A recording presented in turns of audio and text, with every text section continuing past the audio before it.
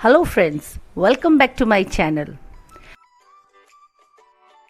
शुद्ध देसी घी और वो भी घर का बिल्कुल हाइजीन तरीके से निकाला हुआ, जो है सोने पे सुहागा। आज हम निकालेंगे घर पर मलाई से घी, तो वीडियो में लास्ट तक बने रहिए, देखिए। गाय का घी निकालने के लिए मैंने यहाँ पे ना गाय के दूध से मलाई को अलग कर कर इकट्ठा कर लिया है। ये 8 दिन की मलाई है। आज ना मैं आपको दिखाऊंगी कि फटाफट घर में सेकंड्स में हम कैसे मक्खन अलग कर लेते हैं इस मलाई से। मैंने यहाँ पे हैंड ब्लेंडर का यूज़ किया है फ्रेंड्स। अगर आपके पास हैंड ब्लेंडर नहीं है तो आप हाथ वाली मथनी या विस्कर किसी का भी यूज़ कर सकते हैं, बट उसमें बहुत टाइम लगता है। इसमें फटाफट हमारा काम हो जाएगा। मुश्किल से 3 से 4 मिनट मैंने हैंड ब्लेंडर को चलाया है। आप देख रहे हैं कितना क्रीमी टेक्सचर आ गया है। देख रहे हैं कितनी सॉफ्ट स्मूथ हमारी बिल्कुल मलाई यहाँ हो चुकी है। बस इतना हमें इसे फेंटना है। इसी स्टेज पर हम फटाफट इससे मक्खन अलग करने के लिए इसमें हम यहाँ मिला देंगे आइस। जी हाँ, अभी गर्मियों का मौसम है ना, तो मलाई हमारी गर्म थी, बिल्कुल रूम टेम्परेचर पर है, एकदम नॉर्मल है, इसीलिए यहाँ डाल दिया है मैंने आइस। आइस डालने से क्या होगा, फटाफट ये देखिए, मुश्किल से मैंने 2-3 मिनट और चलाया। ये देखिए कैसे दूध से मक्खन अलग हो चुका है। हमारा घंटों का काम चुटकियों में ही हो गया है। ये देखिए, जिसमें हमें कम से कम 10-15 मिनट लग जाते थे ना, देखिए मुश्किल से 1 से 2 मिनट में हमने वो काम कर लिया। अब ना हम इस दूध से मक्खन को बिल्कुल अलग कर लेंगे।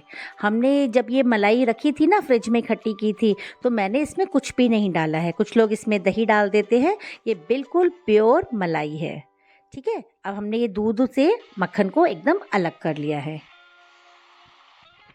ये देखिए सारा मक्खन अलग हो चुका है। बस अब इससे तो हम घी निकाल लेंगे बस। और ये जो दूध है इसको वेस्ट नहीं समझें, इसे फेंकना नहीं है। अभी तो देखिए इसके ऊपर कितना मक्खन है। हम इसे फिर से इसको हैंड ब्लेंडर से चला के ये सारा मक्खन भी अलग कर लेंगे। हमें कुछ भी यहाँ पर वेस्ट नहीं करना है। बस कुछ आप ट्रिक्स का ध्यान रखिए। फटाफट देखिए कैसे आप मलाई भी निकालेंगे। गाढ़ी मलाई बने मिलेगी आपको, और उसी मलाई से मिलेगा बहुत बढ़िया घर का प्योर घी, और साथ में बहुत कुछ। वीडियो में लास्ट तक ज़रूर बने रहिए। ये देखिए अब हम मलाई से जो हमने मक्खन अलग कर लिया था ना, उसका हम घी निकालेंगे। लेकिन उससे पहले हमें क्या करना है ना, अगर हमें घर में यूज़ करने के लिए हमें अगर मक्खन चाहिए, जिसे हम लोनी भी बोलते हैं, सफ़ेद मक्खन, इसके लिए ना आपको क्या करना है, आपको इस मक्खन को जो हमने निकाला है, हम इसे एक बार अच्छे से ठंडे पानी में वॉश कर लेंगे। इसके ना फ्रेंड्स 2 फ़ायदे हैं। एक तो जब हम इससे घी निकालेंगे तो हमारा घी बिल्कुल फटाफट निकलेगा, और जैसे ही हम इसको बर्फ़ में डालते हैं ना, तो ये मक्खन बिल्कुल थिक हो जाएगा। जी हाँ, क्योंकि उसके अंदर का जितना भी एक्स्ट्रा दूध या मॉइस्चर है वो सब तो हमारा पानी में आ गया। सिर्फ फिर हमारे पास बचेगा प्योर मक्खन, जिससे हमारा घी फटाफट निकलेगा, और जो हमारा उसमें खुरचन निकलती है ना, वो भी बहुत कम निकलेगी। इसीलिए इसका धोना बहुत ज़रूरी है। धोकर अगर आपको घर में वाइट मक्खन खाना है, सफ़ेद मक्खन, लोनी आप जिसे बोलते हैं, तो आप इसको 1 हफ्ता 10 दिन के लिए भी आराम से रख सकते हैं। इसके अंदर कोई स्मेल नहीं आएगी। ये देखिए मैंने सारा का सारा मक्खन अच्छे से पानी में, ठंडे पानी में वॉश कर लिया है। कढ़ाई में मैंने डालकर गैस पर रख दिया है। अब हम इसे पकने देंगे और इसमें से हमारा घी निकल जाएगा। ये देखिए धीरे धीरे पिघल रहा है। आपको इसे अभी गैस को सिम रखना है। और हाँ, ये देखिए जो मैंने कहा था ना, ये दूध आपको फेंकना नहीं है। अब देखिए इस दूध से हम क्या करने वाले हैं। इस दूध को मैंने रख दिया है गैस पर। गैस को हम ऑन कर देंगे। इसी के साथ ना, अब तो आप समझ गए होंगे, हम इस दूध से निकालने वाले हैं पनीर। जी हाँ, पनीर। मैंने यहाँ ले लिया है आधा कप विनेगर है, सिरका, वाइट वाला सिरका, और उसमें डाल दिया है आधा कप पानी। इसमें ना हम थोड़ा सा मिला लेंगे पहले दूध। मैंने इसके अंदर 1 गिलास दूध ले लिया है, ताकि हमारा पनीर थोड़ा ज़्यादा क्वांटिटी में बन जाए। ये देखिए अब जैसे ही इसके अंदर बॉईल आएगा ना, ये फटने लगेगा, इसमें हम डाल देंगे ये विनेगर वाला पानी। इससे क्या होगा, ये जो हमारा दूध था ना, ये भी हमारा हमको पनीर में बदल जाएगा। कुछ भी वेस्ट नहीं हो रहा है। आप देख रहे हैं ना, ध्यान से एक एक स्टेप को देखिएगा। बस यहाँ जैसे ही हमारा पनीर रेडी हो जाएगा, हम इसको छान लेंगे। एक छलनी पे मैंने यहाँ पर एक कपड़ा लगा दिया है, इसके ऊपर हम पनीर को छान लेंगे। यहाँ तो हो रहा है फ्रेंड्स, आम के आम गुठलियों के भी दाम। ये देखिए कितना सारा पनीर आपका तैयार है, वो भी घर का बिल्कुल प्योर। अब आप सोच रहे होंगे कि ये पनीर तो बन गया, अब हम क्या करेंगे इस पानी का? इसे भी हम वेस्ट नहीं करने वाले। आपको अगर ये पनीर ना आप इसकी चाहे आप भुजिया बनाइए, चाहे आप पनीर के पराठे बनाइए, आप इसे कैसे भी यूज़ कर सकते हैं। ये देखिए यहाँ हमारा घी भी निकल रहा है धीरे धीरे।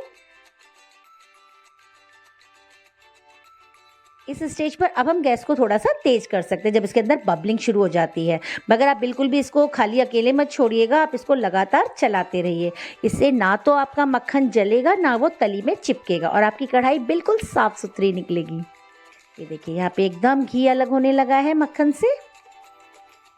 बस आप इसको साइड से ना ऐसे ही स्क्रैच करते करते इकट्ठा कर लीजिए, इसको लगातार चलाते रहिए। कुछ लोग क्या करते हैं ना, देखिए जैसे अभी इसका आपको ये लाल एकदम क्रीमी टेक्सचर दिख रहा है ना लेफ्ट ओवर का, वो लोग इसी स्टेज पर घी अलग कर लेते हैं, मगर उसमें क्या होता है कई बार घी में स्मेल आ जाती है क्योंकि वो पूरी तरह पका नहीं होता है, वो कच्चा होता है। इसलिए हमें इसे पूरा पकाना है जब तक वो थोड़ा ब्राउन ना हो जाए इसका लेफ्ट ओवर।